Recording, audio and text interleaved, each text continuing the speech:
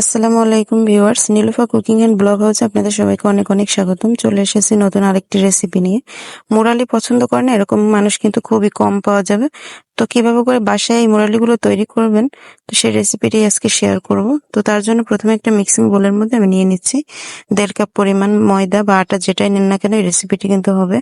তো আমি এখানে আটাটাই নিয়ে নিয়েছি আর দিয়ে দিচ্ছি স্বাদ মতো লবণ। তারপর দিয়ে দিচ্ছি 1 চামচ পরিমাণ চিনি।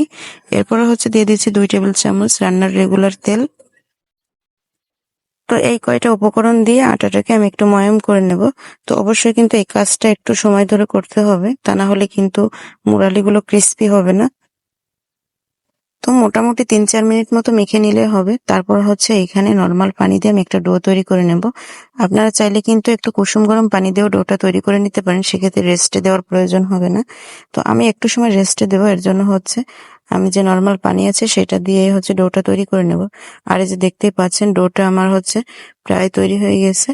তো এই যে দেখতেই পাচ্ছেন ডোটা তৈরি হয়ে গেছে। এবার আমি ঢাকনা দিয়ে ঢেকে রেস্টে রেখে দেবো 10 মিনিটের জন্য। তো আপনারা চাইলে কিন্তু যদি কুসুম গরম পানিতে করেন তাহলে রেস্টে দেওয়া লাগবে না। আর চাইলে আবার কিন্তু আধা ঘন্টাও রেখে দিতে পারেন, সেক্ষেত্রে কিন্তু ডোটা অনেক বেশি সফট হয়ে যাবে। তো যেটুকু ডো আমি তৈরি করেছি সেটা দিয়ে 2টা লেচি কেটে নিয়েছি। তো এই লেচিটাকে আমি একটা নিয়ে নিয়েছি, নিয়ে ফোল্ড করে নেব। তারপর এখানে সামান্য পরিমাণ গুঁড়ো দিয়ে আমি একটা রুটি বেলে নেব। তো এর পুরুত্বটা ঠিক কতটা হবে আমি বেলে নেওয়ার পরে দেখিয়ে দিচ্ছি। তো রুটিটাকে আমি অফ ক্যামেরায় বেলে নিয়ে স্যারের পুরুত্বটা দেখতেই পাচ্ছেন কতটা হবে। তো এবার এখানে আমি একটা ছুরি নিয়ে নিয়েছি। এই ছুরির সাহায্যে এবার আমি মুরালির যে শেপটা হয় সেটা আমি দিয়ে নেব। তো অনেকে আছেন যে রুটিটা ফেলে দেন, অবশ্যই কিন্তু কোনা রুটিগুলো ফেলবেন না, এটা দিয়েও কিন্তু তৈরি হয়ে যাবে। তো এরকম করে চিকন চিকন করে আমি কিন্তু দাগ কেটে নিচ্ছি সম্পূর্ণ রুটিটাকে। তো এবার এখান থেকে 2 সাইড থেকে একই রকম ভাবে আমি পাশাপাশি মিলিয়ে নেব, যেগুলো মাপ একই রকম, তো যাতে করে শেপটা দিতে খুব সহজ হয়। বড়গুলোকে আমি 3 বার কেটে নিচ্ছি, 3 টুকরো করে নিচ্ছি, আর ছোটগুলোকে আমি 2 টুকরো করব। তো এভাবে করে প্লেটের মাঝে আমি নামিয়ে নিচ্ছি। খুবই সামান্য পরিমাণ একটু গুঁড়ো দিয়ে নিতে পারে প্লেটের মাঝে, যাতে করে প্লেটের গায়ে লেগে না যায়। যদি ভাজতে একটু দেরি হয় সেক্ষেত্রে লেগে যাবে, আমি কিন্তু সাথে সাথে ভেজে ফেলেছিলাম। তো চুলায় আগে থেকে মিডিয়াম আঁচে তেল গরম করে নিয়েছি। তো দেখতে পাচ্ছেন খুব বেশি হিট করে কিন্তু তেলটা দেওয়া যাবে না। মুরালিগুলোকে একে একে আমি তেলের মাঝে ছেড়ে দেব। খুব সাবধানের সাথে এই কাজটি করতে হবে যেন তেল ছিটে গায়ে না লাগে। তো দেখতে পাচ্ছেন আমার সবগুলো মুরালি দেয়া নেওয়া হয়ে যাচ্ছে। একবারে দলা করে দিলেও কিন্তু এটা ছাড়িয়ে যাবে। আর দেওয়ার কিন্তু 5-7 সেকেন্ড বা 10 সেকেন্ড হবে, এরকম পরে কিন্তু মুরালিগুলো উপরে উঠতে শুরু করেছে। তো সবগুলো আমার দিয়ে নেওয়া হয়ে গেছে। একটু আর কাঁটা চামচের সাহায্যে আমি একটু নাড়াচাড়া করে দেবো আর ভাঁজগুলোকে খুলে দেওয়ার চেষ্টা করব। চুলার আঁচটা কিন্তু বরাবরই মিডিয়াম আঁচে রাখতে হবে। খুব হাই হিটে ভাজতে গেলে কিন্তু অনেক তাড়াতাড়ি কালার চলে আসবে। আর এই যে দেখতে পাচ্ছেন প্রায় 7 থেকে 8 মিনিটের মতো লেগেছে আমার এই মুরালিগুলো ভেজে নিতে। খুব সুন্দর একটা কালার চলে এসেছে। যে যেরকম কালার আনতে চান সেভাবে করে ভেজে নেবেন। তো আমার কাছে মনে হচ্ছে এটাই পারফেক্ট হবে, এর জন্য আমি এরকম অবস্থায় তুলে নিচ্ছি। তো নামানোর পরে কিন্তু কালারটা আরেকটু চেঞ্জ হয়ে যাবে, এর জন্য কিন্তু একটু মানে হালকা ভাজা থাকা অবস্থায় কিন্তু নামিয়ে নেবেন।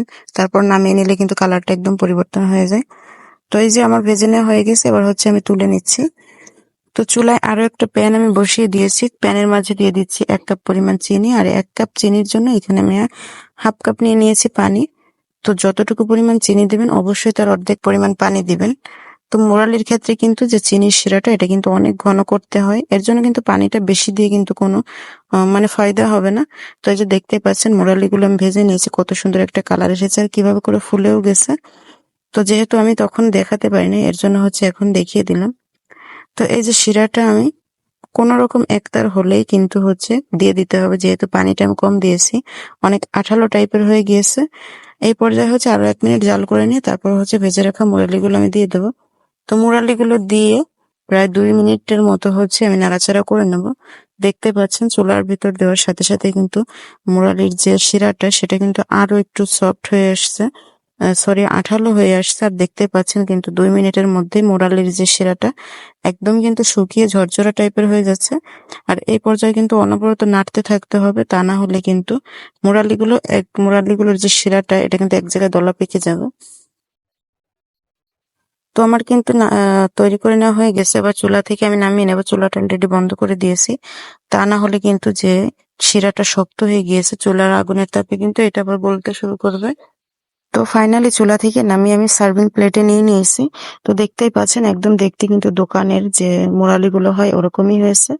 আর কতটা ক্রিস্পি হয়েছে আমি আপনাদেরকে একটা ভেঙে দেখাবো যে কতটা ক্রিস্পি হয়েছে। আর অবশ্যই কিন্তু যখন ডোটা তৈরি করবেন তার মধ্যে কিন্তু চিনিটা দিবেন। চিনিটা দিলে কিন্তু অনেক ক্রিস্পি হয়। আশা করি আজকের রেসিপিটা অনেক অনেক বেশি ভালো লেগেছে। কেমন লেগেছে অবশ্যই কিন্তু কমেন্টসে জানাবেন। ভালো লাগলে ভিডিওতে লাইক করে দিবেন এবং চ্যানেলে নতুন হলে চ্যানেলটিকে সাবস্ক্রাইব করে পাশের বেল আইকনটি অল ক্লিক করে দিবেন পরবর্তী ভিডিওগুলোর নোটিফিকেশন পাওয়ার জন্য, যাতে করে ভিডিও আপলোড দেওয়ার সাথে সাথে আপনার কাছে পৌঁছে যায়। আর যারা এই ভিডিওটি ফেসবুক এবং টিকটক থেকে দেখছেন অবশ্যই পেজগুলোকে ফলো দিয়ে রাখবেন। আজকের রেসিপিটি এই পর্যন্তই। ফিরে আসবো অন্য নতুন কোনো রেসিপি নিয়ে। সে পর্যন্ত সবাই অনেক অনেক বেশি ভালো থাকবেন, সুস্থ থাকবেন। আমার জন্য দোয়া করবেন। আল্লাহ হাফেজ।